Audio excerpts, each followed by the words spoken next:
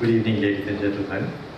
Mr. Arula Fernando, Dr. Nalaka Godeva, Dr. Marika Kumara, and other distinguished speakers and friends. Thank you very much for inviting me to share a few thoughts in this program, Country in Focus, today. And the topic that was given to me was to speak about the future, and I intend to do that. Now, in doing so, I also want to set the stage as to where we were, where we are going, and hopefully what we could achieve in due course. I want to take my mind back also to 9th of January 2015. I remember that very vividly, I'm sure many of us do. That was a difficult day because we had just lost the presidential election. Mahinda Rajapaksa's president was asked to relinquish his duties. So we all decided at that stage, at 3 o'clock in the morning, we knew he was not going to be president thereafter. I wrote my resignation out, and at 6 o'clock in the morning, I typed it out. And by 9, I handed it over to the president's secretary in the presence of the president. Then he said, you don't need to go because you have another 1.5 years. I said, no sir, I think it's time for me also to go, and I'm going to have a good holiday. Then I met with Mr. Ajith, and I told him, Ajith will get ready for a long, long holiday, because I don't think we are going to get back into power for a long, long time. He asked why. I said, we have an economy that is growing at 7.4%. We have reserves which are the highest ever in our history, $8.2 billion. We have increased it from 2.7 billion in 2005. Our infrastructure is now booming. There are a whole lot of investors who are queuing up almost to come to Sri Lanka. Our infrastructure has been considered to be most vibrant in South Asia. We had a debt which was 91% of GDP in 2005, which had come down to 71%. Our interest rates were lowest in our history. 6.2% was the AWPLR. So the top businessmen could borrow at 6.2%, which meant that others could borrow at 8-9% the maximum. Housing loans were going at 9.5%. We had a booming economy, and I think many of you benefited by that. So if they had only continued with this, we would have had a long holiday, and I don't think we would have been optimistic about winning the next election or the one after that or the one after that. But the conditions changed on the 26th of January 2015 when the Yahaparana government submitted their first on-account budget. And in that budget, the Honorable Finance Minister brought in what is known as a super gains tax. The super gains tax, which he said was to tax people with ill-gotten gains. So the top 20 companies in Sri Lanka, including John Keelses, the commercial banks, Haley's, all of them, which were supposed to be having these ill-gotten gains, were taxed heavily. And the government, in my estimate at that time, was going to get about 50 billion rupees, but actually they got 60 billion. So everyone thought that this was a great thing because the Prime Minister before that had said that our tax to GDP was too low. And the businessmen actually cheered when he said that. They didn't know at the Chamber of Commerce, I hope there are no authorities in this Chamber of Commerce here, they actually cheered and said, this is a great Prime Minister who is going to have a higher tax to GDP, and they didn't realize that what he was doing is actually taking money off their own pocket. So, but when the new tax law was introduced and they found that they had to pay, what they did was that 60 billion was taken off the big corporates, and they did it with very swift ease. They took away investment opportunities of about another 180 billion rupees, 2% of GDP at that time. Then I knew our holiday is not going to be there. I knew this was the beginning of the downturn of the economy. Then I remember calling Lalit and telling him, Lalit, don't be too sure about the holiday. That's going to be over very soon. Then from that time onwards, we saw the deterioration of the economy. Well, of course, we did warn that they shouldn't do this, but nobody cared. And over a period of time, we saw the steady deterioration of our economy. And people began to feel it only from about 2017 onwards. That is because there was a momentum of the economy where you got a certain, it's like a huge ship which is moving. So even if it knocks off the engines, you still will have movement. And that way, this huge ship moved with the investment, and over a period of time, it started slowing down. And people started saying, hey, what's happening here? Why aren't we having business? What's happening to us? Then with that, we felt a slight reduction of our growth. 7.4% became 5%, 5% became 4%, 4% became 3%, and today we are fighting hard with Afghanistan to get to the bottom place in Asia by way of growth.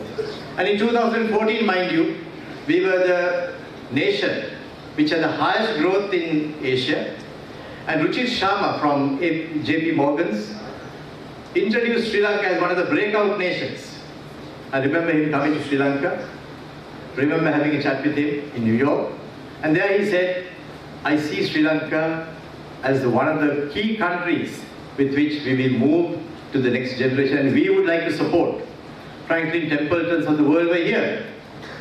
They were asking us how much to invest. They were fighting at our bond issues because they wanted more. They thought it was a good buy.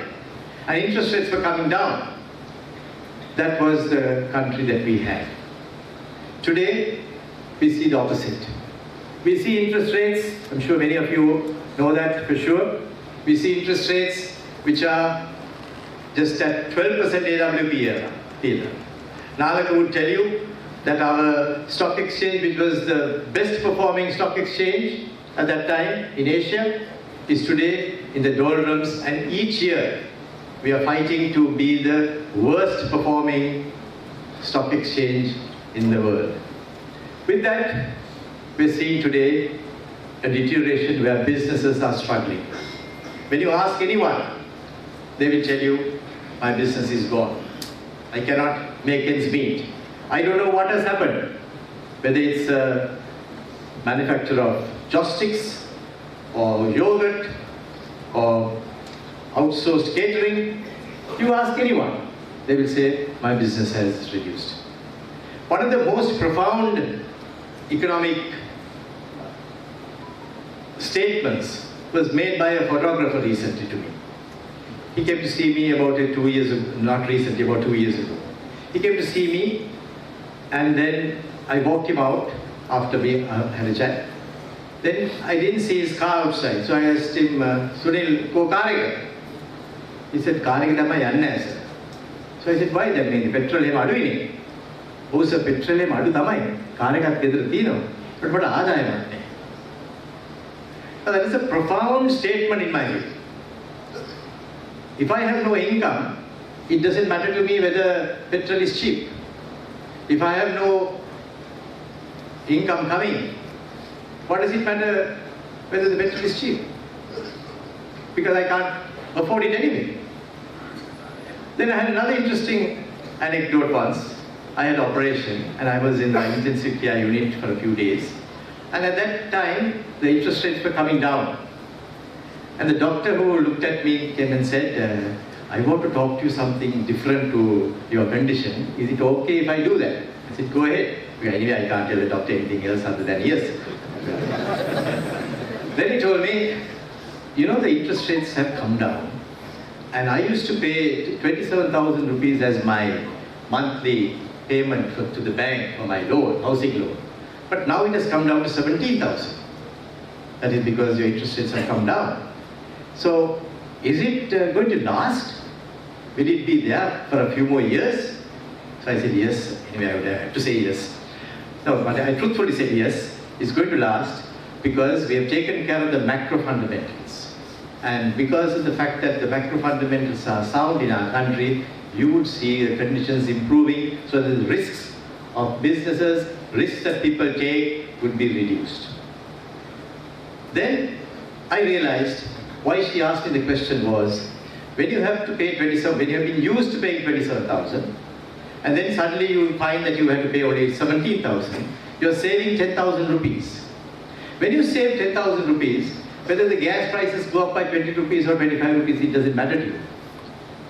Because that is the country that we should make. That is the country where we should take Sri Lanka to, where people have the resources on their own to buy things they want, to do things they do want to do. When I see a presidential candidate saying, I'm going to give you a pair of slippers every year, that shocks me. That actually shocks me. Are we going to a situation where we tell people, I'll give you a pair of slippers and you vote for me? Can you ever dream of that? How many pairs of slippers is he going to give? If I have 3 children, I'll say, no, this one is 8 years old, I need a smaller pair, and this one is... No, actually, the whole concept of life is really almost massacred when you think of it in that context. If you have money, you will buy 10 pairs of slippers if you want. Or you want to buy a shirt, you buy it, and the way that you want it. So what you need to create in the economic situation of our country is that you have to empower people. You have to see that people have the means. We all have means. Why should we be feeling good about giving somebody a pair of slippers? We actually, if we feel good, there's something radically wrong. So the concept of the movement for the future of our country should be where we create opportunities. Every year, 400,000 children come out into the job market. They are seeking opportunities.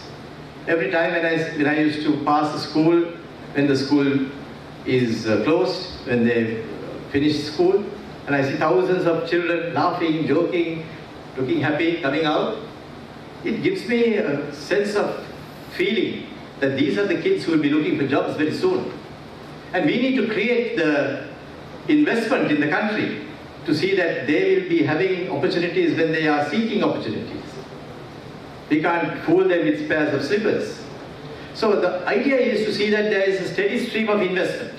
And that's what we created from 2006 to 2014. That was the movement of resources from various parts of the world, from within our own businesses, where people invested freely. They knew it was secure. They knew if you put money into a business, that if you work hard, it will give you returns. And that's what we need to create once again. Because if you create that, people know what to do. All of you all are doing business. You have means. How did that happen? You did it out of your own. You will do it if the macro fundamentals are sound. If the interest rates are low enough, you will take a risk. If the rupee is stable, you will be comfortable about doing business. Just take the rupee. During the time that we left the reins of government, the rupee was at 131. Today it is at 181. 50 rupees more. When you have to pay 50 rupees more for each dollar, just imagine what it does. The Prime Minister recently said, you know, we have to pay $5 billion, out of which of course 4 billion was his own borrowing. But what it means is that when you have to pay $5 billion and you have depreciated the rupee by your own bad management by 50 rupees a dollar, they have to set aside 250 billion rupees more in order to pay that money. Now 250 billion rupees more, my dear friends, will actually buy you 2 Hambantota ports. 2 Hambantota ports, Ranil Wickremesinghe will be paying more just to pay off the debt that he has to pay this year. Take the interest rates. The government had to pay only 434 billion rupees as the interest in 2014. Because he had brought the interest rates down. The average interest rate was about 4.2% at that time, what the government is paying. Today it is 5.8%. And the total interest bill alone is today 850 billion. 400 billion rupees more. When you have to pay 400 billion rupees more, my dear friends, that money has to be allocated from the budget. So the government has to allocate that amount of revenues towards payment of the interest. Where does the money come from? It comes from you. You have to pay that. You have to pay VAT, you have to pay import duty, you have to pay gas tax, you have to pay emission tax, you have to pay register of companies, you have to pay all kinds of things. In VAT, income tax, you say it's there. So when you would have to take double of that, what it does to your business is that money that you had in your business, you have to give out. When you give that money out, you don't have that money. So your money has gone out by way of taxes, your money has gone out by way of paying for the rupee, your money has gone by way of the interest, then naturally your income contracts. When your income contracts, what do? You start contracting your own operations. So if you had 50 employees, you may cut it down to 30. Where does the 20 go? I don't know. They must be going somewhere. But what it does is, you are slowly contracting the economy. Now during our time, the economy used to expand. People had work, people had jobs. Now today the reverse is occurring, and that is the painful part. That is the painful part. When people are getting rich slowly, it doesn't matter. You are getting rich slowly. If you can get rich fast, it's better. But even if you are getting rich slowly, you are improving. But after you are improved and come to a certain level, then when you start getting poorer, then you are in trouble. I had a guy who used to be doing outside catering, came to see me and told me, so I want to sell off my business and go away. So then I asked him why. He says, I used to do at least 2 outside catering a day during the time of President Rajapaksa. But now if I can do 1 every 2 weeks, I'll be good.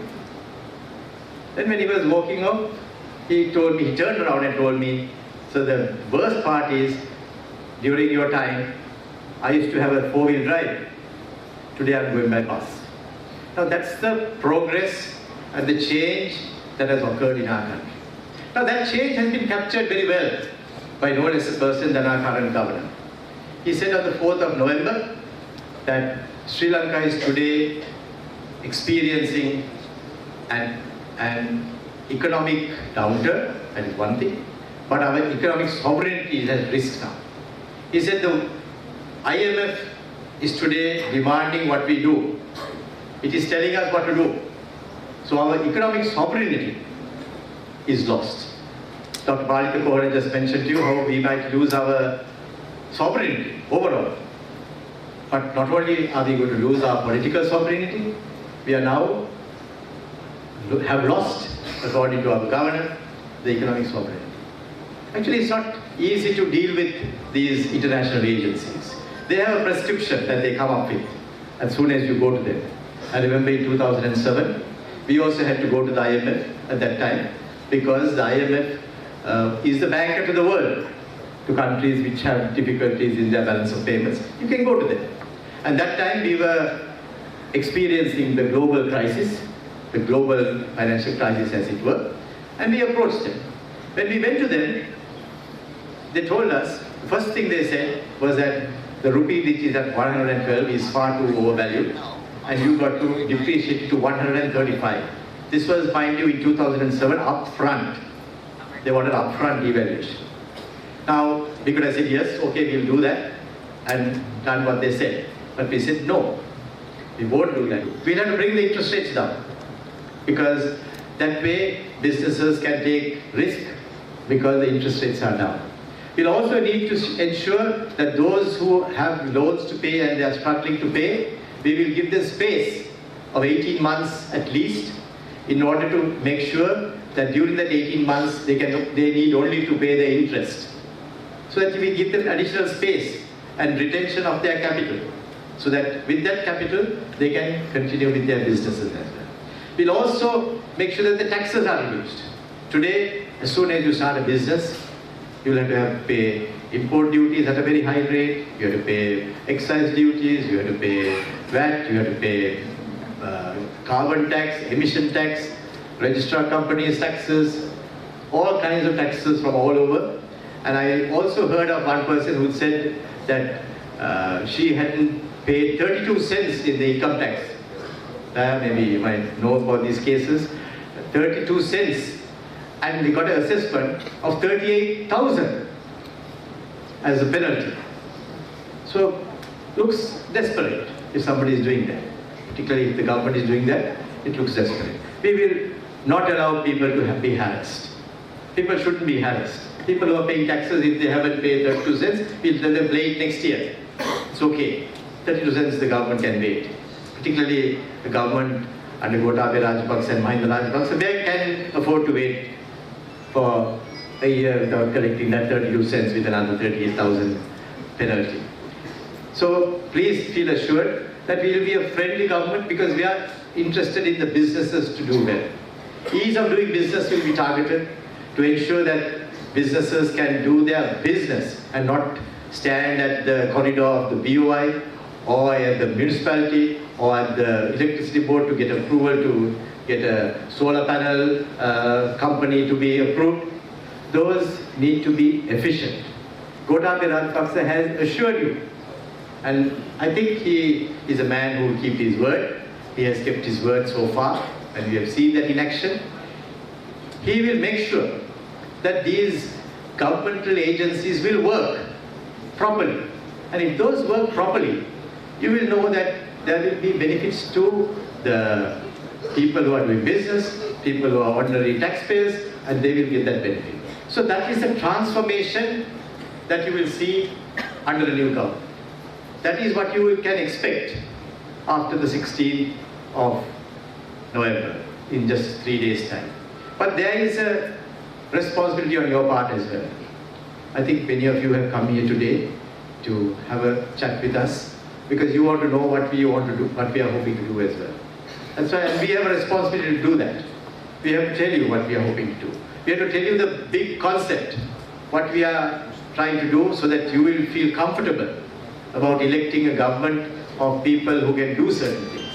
And that way, we hope that you will also convince others to tell others that we need a government that understands the issues in a macro sense.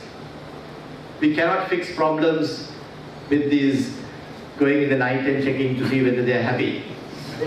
That must be seen by the way people invest, the way people do business, the way people are progressing. Those are the yardsticks that we have to see in the 21st century, see today. So we have all got responsibilities to ensure that we give ourselves the government that we want, and to give the government that we want, to have the government that we want, we have to take that interest. When we are selecting the cricket team, we select the guys who can play cricket best. People all have their own views about who should be the opening batsman, who should be the number 3, who should be the wicket keeper, who should bowl. All that we have an idea. That is because we are keen about our cricket team. We have to be keen about our government also. We have to be keen as to who will do what and whether they are competent to do that. We just get people, we put them there because they can laugh or smile or joke or corner their way through, and then we scold them when they cannot do it. I don't think that's a good idea. Select people who can do the job, entrust the work to them, then you can say, I have done my part. If you don't do that, you're only yourself to blame, and we will have ourselves to blame, and I know you won't do that this time. Thank you very much.